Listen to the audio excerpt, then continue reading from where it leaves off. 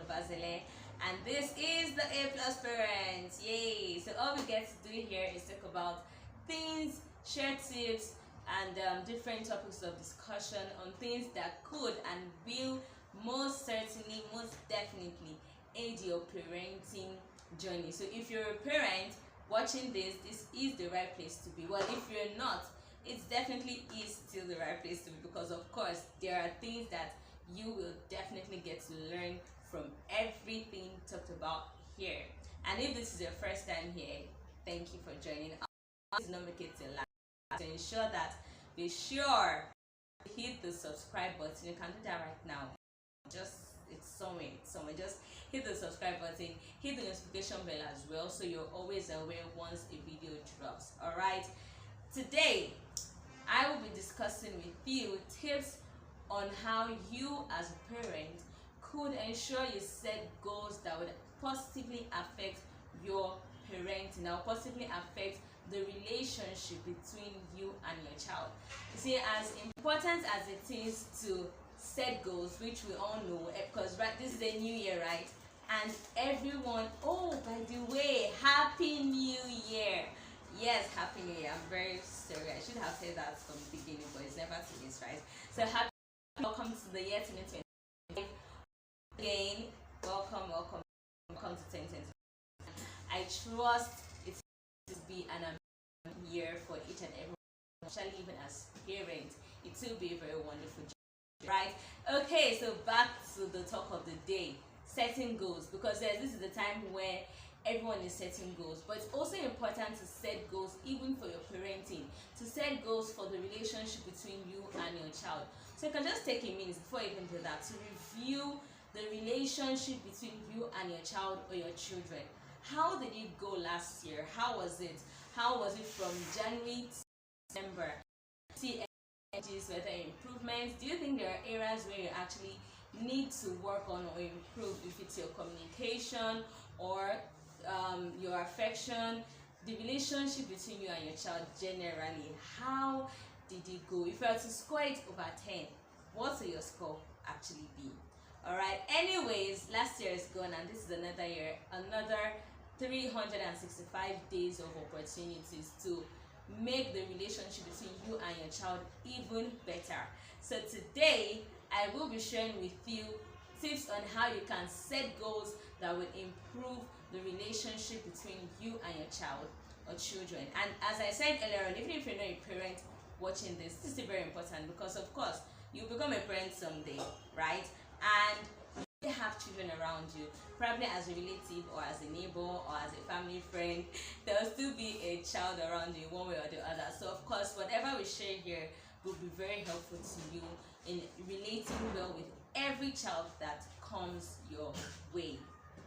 So number one on the list on things or areas to focus on as you set your goals for your parenting journey or for your relationship and improving your relationship with your child is to set a goal that will help you communicate with your child more. And some way to do this is to schedule regular one-on-one time. I know sometimes we'll say, yeah, I will check on my child, or I will communicate with my child, but actually schedule it.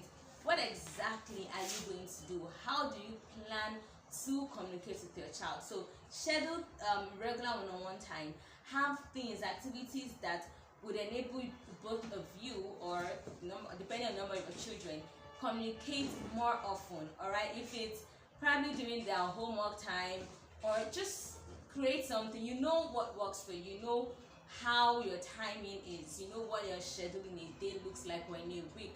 So fixing something, even if it's 20 minutes, 30 minutes, so I'm going to communicate with my child around this time. If it's in the morning before you go to work or when you get back from work, fine, you know what works for you. So schedule a regular one-on-one time. Okay, so if it's twice in a week, it should be every day. It should be every day, even if it's 20 minutes every day. And I think that is actually something, right? Another way to communicate, set a goal that would help you communicate with your child more is to practice active listening. So even at times when you are bonding or when they are probably communicating with you about something, just be there to listen. Okay, so ensure you always practice active listening. This is one way you can improve what is going on. This is one way you can improve the communication with your child. Number 2 on the list here is to show physical affection. And one way to do this is to ensure you hug your child daily. See, this as little as this sounds or seems, this is actually a whole lot.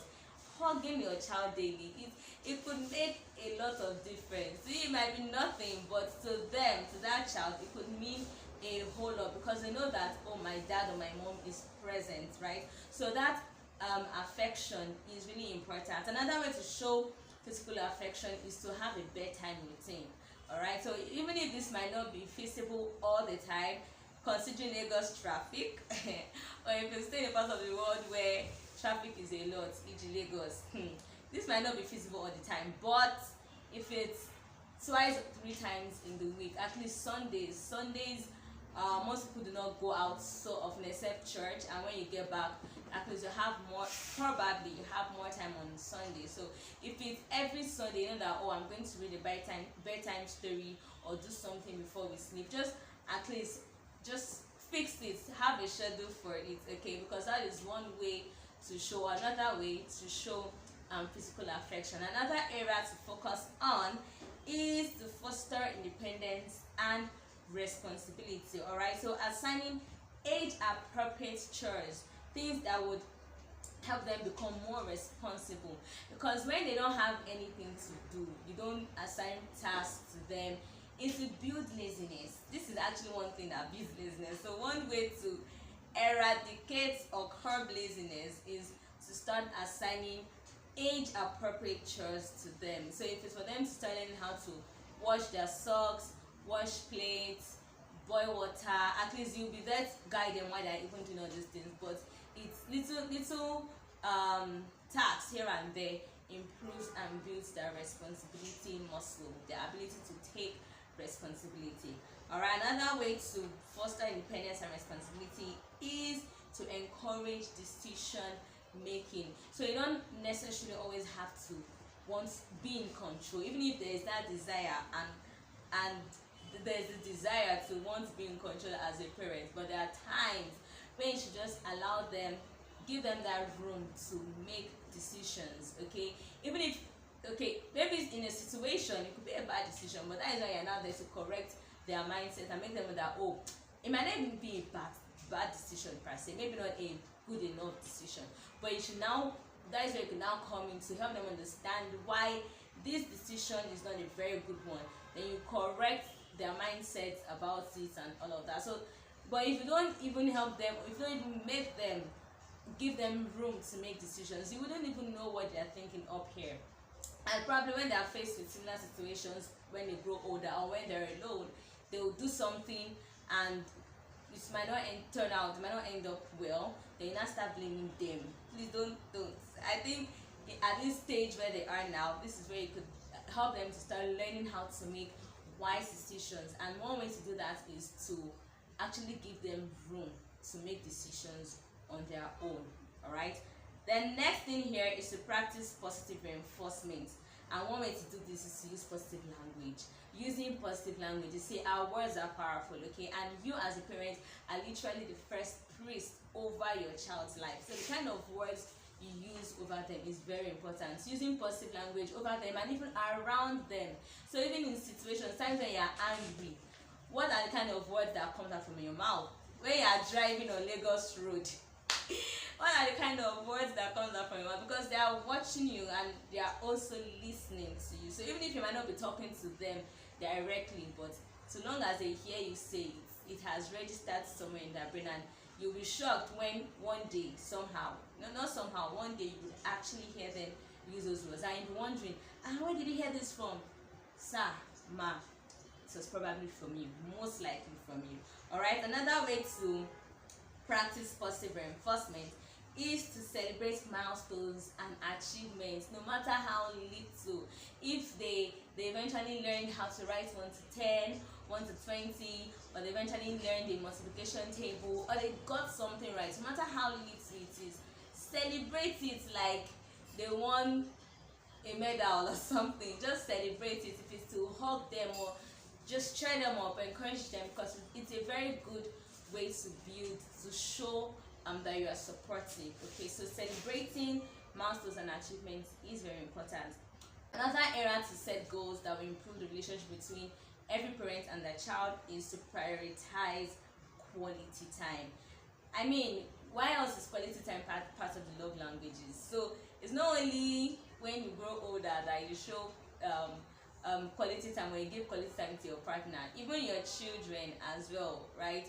Also deserve and need that quality time. Even as kids also deserve and need that quality time. All right, so prioritize quality time, and some way to do this is by planning regular family activities. See, all these things do not just happen, right? You actually have to plan it, you have to write them down, okay? Because if you don't, it will just be somewhere in your head, and before you know, it's December 2025 and we're shouting happy new year again for 2026. So you actually have to plan down these things. All right, so another way to prioritize quality time is to take breaks from technology. See, technology, phone, all these devices, as good and important as they are, there are times when you should actually take breaks from it. And it also depends on you yourself, how you actually use it, because they are watching you.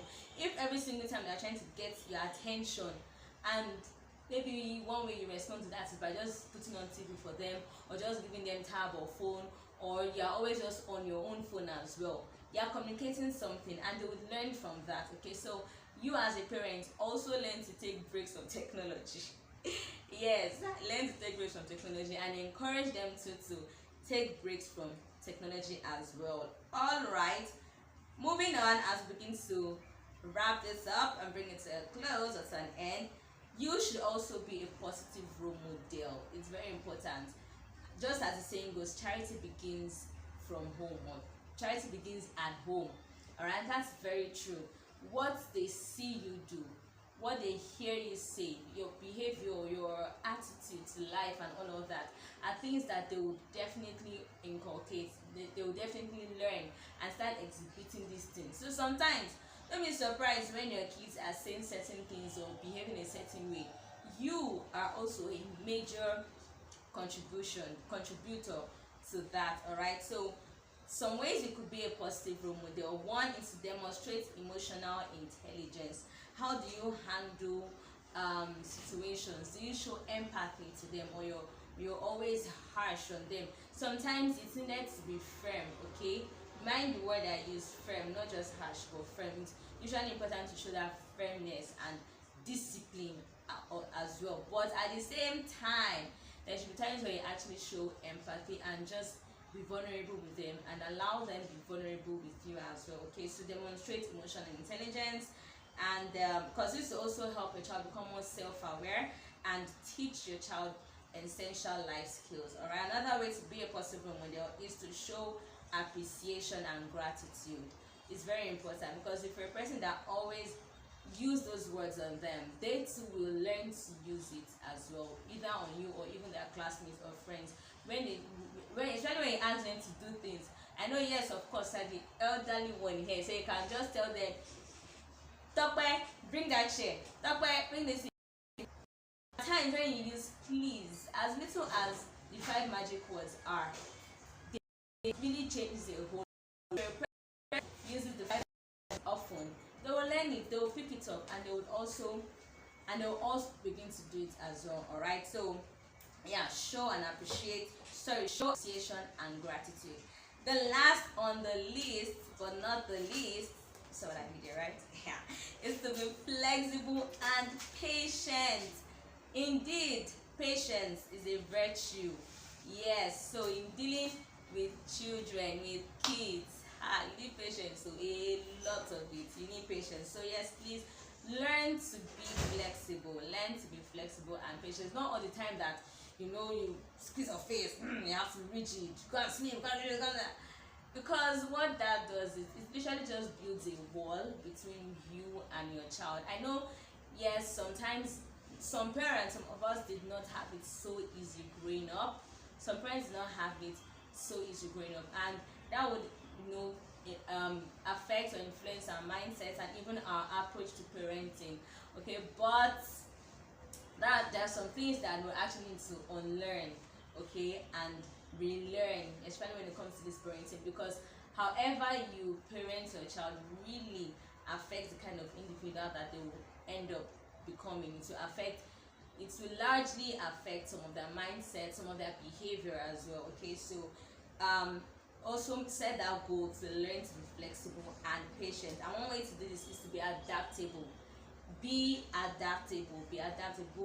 open to um just be open to every kind of behavior they throw out. Now, I'm not saying you should accept it, but I'm saying you should be open to it. So there are times when they will definitely misbehave and throw tantrums and all of that, all right. But it's not all the time that you cane, that you flog. There are things that do not necessarily require flogging and caning and spanking and all of that, okay. So be adaptable.